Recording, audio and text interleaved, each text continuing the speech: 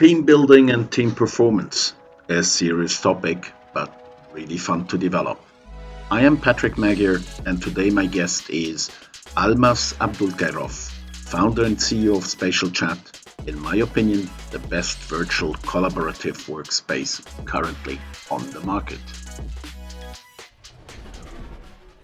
Hi Almas, super to see you here today. Hey Patrick, my pleasure as well today.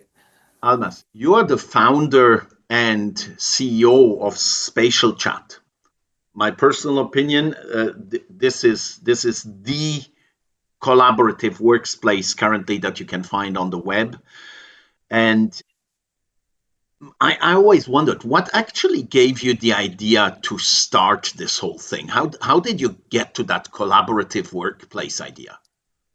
Fun story is at the beginning, we never thought it would be the collaborative space. Me and my founders, we were in multiple years of pursuit of disrupting online communication. We were remote like always. We lived in different countries, different cities, and we just wanted to make something better than Zoom or Skype. Because in Zoom or Skype, we never felt that feeling of in person, and we did that experiment. And when we did it, we invited like around 12 friends, and it was fun. But we did nothing for entire year after that. I'm referring to the period of December 2018 when we first published the prototype and it worked. However, only when pandemic started in March 2020, we retested the prototype for 45 people, and only then it became more obvious that there was something cool about that. We initially positioned, we didn't know what to position, we just made it for fun. We advertised as your virtual cocktail party for up to 50 people and just launched as that. But since the online events, just the events industry was the most severely affected industry, it turned out to be an online events environment. However, as the time passed, we felt ourselves using Spatial Chat for work like every day, and so did hundreds of teams, as it turned out. I never knew about that. Nobody of our users didn't tell me about that. We just looked at the numbers, and something astonishingly cool happened. When we saw that people use it like for large groups of people for every day for like many hours, like 3, 4, sometimes in Japan up to 8 hours, they literally stay 8 hours per day each working day. We started scratching our heads and asking the question why. And after talking to many of them, I asked them the main question: how do you perceive the product? And they told me, we never perceived the product, Almas, as Zoom or virtual events. We always perceived you like a virtual working environment for our remote teams. So this is how, after launching one thing, we turned out to be a collaborative workspace platform. So actually, it was kind of a let's get and drink together idea, which then became a work idea. Normally, it's the other way around. It was the other way around. We never tried to pursue some hype. We just focused on listening to people. How do they perceive the product? Because as famous billionaire after of 4 steps epiphany after, Stephen Blank, he tells one cool quote. Get out of the building, he says. Don't try to create idea for like company, business, developer position just sitting in the building. Go out and talk to people, because they most probably know better than you how they perceive the product and how it should be perceived. So in the end, what really makes the difference? I have my personal opinion, but I'd like to hear yours, of course. What makes the difference between this collaborative platform and some of the others? Why would people actually, without you even pushing them, start using it as a collaborative workplace? One of the main points in product development is make something as simple and intuitive as possible. There was literally almost zero barrier to start using it and learning to use it. Even from the beginning, when we never had any customer user support or even a help center or even an onboarding or even an explanation who we are, because it was intuitive and simple, people started to use this. Then they gradually started using it as a workspace, ultimately, after several years. And I asked them why. They tell that because of the always on kind of presence. In Zoom, it's either started meeting or ended meeting. It's all finite. Here, it is always on, like some virtual headquarter that exists always. That's number one factor. Number two factor is the mechanics make it pleasant to use and to stay here for a long time, because we are, like, even here in your virtual podcast room, we feel like we are in, however, virtual, but in one room. Like the two pictures of people on the same background. While in classic video chat software, we are all our own independent rectangles or squares, and we don't share any similar background. We have the background of our own, and our brains were never designed for that. However, the brains were designed to be recognize us as a group on a common background. And of course, all of the little mechanics adapt to the in-person feeling. So I know you call this social presence online, which is kind of a contradiction, because you're actually not present, you're online. So what does social presence online really mean? Is it's what you express now? It's having the feeling you're close, even so you're online? Yeah, it's about tricking our minds and psychology into feeling like closeness to each other. It all started with the invention of telephony by Alexander Bell a lot of years ago. Even the telephone call gave initial virtual perception of the social presence. And people who know each other deeply, they deeply feel this social presence. Then VoIP, voice over IP, was invented. It increased the online social presence. Then it was scaled by software like Google Meet and Zoom. And now I call it the third online chat disruption stage. And the products like ours, I call them the fourth evolution stage of virtualization of social presence. We are giving even more social presence in virtual factor. But yes, ultimately, it's always about feeling like real and present for each other. So if I put this a bit extremely, for you, having kind of online teams versus on-site teams is basically about tricking the brain. And if you trick the brain enough, you can replace the on-site teams with online teams? Exactly, provided that you adjust for the reality of working remotely. I mean, you take into the account what things you in online you do not have that you could have had offline, like working in a real office. Because people working on-site or off-site are the same people, same humans. The only one of the core differences, maybe they happen to be more diverse because they are spread across multiple cities or even countries. But in general, they're the same people. You just need to take the working culture and the workflow into account that needs to be modified. Because some things that you think are given for granted off-site, on-site, some of them are not automatically online, and you need to just complement.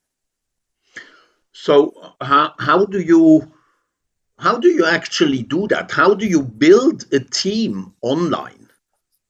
Let's start by the beginning. Actually, how do you recruit your people? You said they're all anywhere, so you don't have offices. So how do you actually recruit people? You just make interviews online, or how does the recruitment work? Yeah, first of all, we publish our jobs at Spatial Chat or online. We, of course, interview people online. But let me start from the two core things that happened in the beginning, because at the beginning of every team, there should be a leadership team built. So me and my co-founders, we met, of course, offline long before the pandemic. although we built spatial chat remotely, we never seen each other face to face while building the product. We knew each other for many years. That was was fundamental to working efficiently, because since we already knew how each other behaves, we could predict and communicate what is the role for anyone, and that social connection helped us build something from scratch. Then, how did we find first 10 hires for the company? Well, I was happy to be a very well known among the very narrow audience kind of blogger person. And first people we hired came from our personal connection network. And since we already knew and kind of trusted each other because we knew each other before spatial chat, it helped us gather initial team, which of course we interviewed online. But then, yes, we started publishing our job openings online, and that's it. Why Europe? Some of people ask, why not US or Japan? Since our major market, I mean, largest audiences are in the US and Japan. Well, I learned it from the Israeli companies culture. I have a lot of friends having their companies in Israel, and the way they build teams is they hire locally, although the market is global, especially in US, and they work up until night, turn by turn. So by that, they both manage to serve American customer base, while also keeping the intraday workflow locally and not having to like adapt to different time zones sync up with their colleagues. That's very crucial in the beginning. I already 10 years ago, I created my first company, and my co-founder was from Seattle. Although I still love her and we did cool things, it was very hard to sync because it was like 11-hour difference. It's like when I woke up, she went sleeping. When I went sleeping, she woke up. So we had to compromise, and that was very hard. But would you then say it is necessary to meet physically to start having this trust as you had yourself? Or would you say that thanks to tools like you have developed, it is possible today to actually start already with an online aspiration? Or do you still need that element of physical presence at some point? At some point, this element of physical presence is always needed. The question is to what degree, with what kind of relationship. For example, if it's the highest form of relationship in business, the partnership, that is a must-have. Partnership is like a marriage, but in business. You cannot marry a person without seeing them at least physically. So that highest degree of relationship, the partnership, shall be started. I don't believe in possibility of finding a reliable, trustworthy like business partner by just meeting online. I know there are such cases, but they are a rarity. However, scaling and hiring the team is possible. However, seeing each other sometimes, how is it called in English? So there is a tradition, even we have it, to gather offline once a year. We designate the location like one city, and like it was last year. This year it was a little bit harder because of the harder flight routes in Europe now. But it's crucial to see each other, and a lot of remote teams, even fully remote teams, they gather once a year. Some manage to pull this off once per quarter, but I think it's very hard. See each other. And for example, when we did that last year, it was an amazing feeling. It's like my colleagues, they see me for the first time and they talk like, they say, wow, he's real. And I'm like, wow, you are real, guys. But also there was zero awkwardness. It's like we already knew each other. It's just one last part, seeing each other and hugging, which is cool. So basically the two worlds melt into each other, but then what do you do with a group that is just online? How do you develop that feeling, that not being awkward when you then meet? How do you develop this team building feeling, this closeness? How do you do that? It starts with joining the team. Back in real office, whenever a new person joins the team, they enter the office their first day, right? And they shake each other hands. They see each other. That's how initial get to know happens. There is no such thing in online. However, we complemented that. We have a tradition of announcing that person. We ask them to share their story, their hobbies, where they are, and so on, so that people see person. We also have a tradition of announcing them like on our weekly town halls. And we have a weekly game, like each of the team members, they introduce themselves for around 40 minutes online in special chat gatherings. So they have opportunity to express themselves and tell their story. So that creates the bonding and the like storytelling and get to know.